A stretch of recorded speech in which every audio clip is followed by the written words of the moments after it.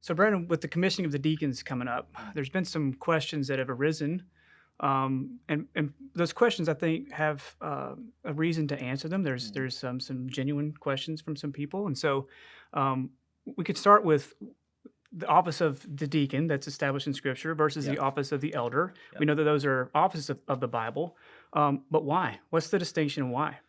Yeah, so we're talking about really what a church should look like in terms of its leadership, its structure, and to really think about that properly, you have to go back to the Old Testament and just establish the fact that God has always had a people, and as God has established His people, He's established leadership over that people. And I think back to going back to Exodus with Moses. Moses leads the people of Israel out of Egypt.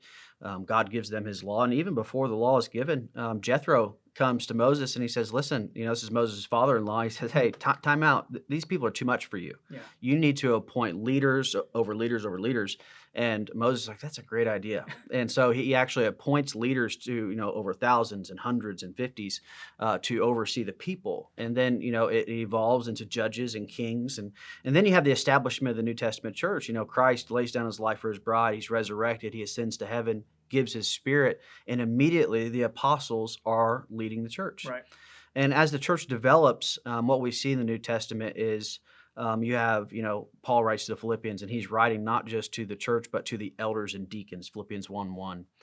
In Titus 1, the primary charge that Paul, he says, "I left you in Crete, Titus, to do what? To appoint elders in every town," which means appoint elders in every church. Right. And so the way that God has set up his church is you have basically three components. You have the elders, who are qualified men who lead and primarily lead the church through teaching the word, through prayer, through vision. And then you have deacons, who are kind of the servants, the ones who are doing the tangible needs that need to be done to serve the church, free up the elders. And then you have the congregation, who's doing the work of the ministry. Right. So the function of those two offices that are established in Yeah, Scripture is for order. that's It's right. it's it's so that the church will be cared for and properly trained and taught and helped to be sanctified through the two offices and their distinctive roles. That's right. Yeah, and they're appointed by Christ. Right.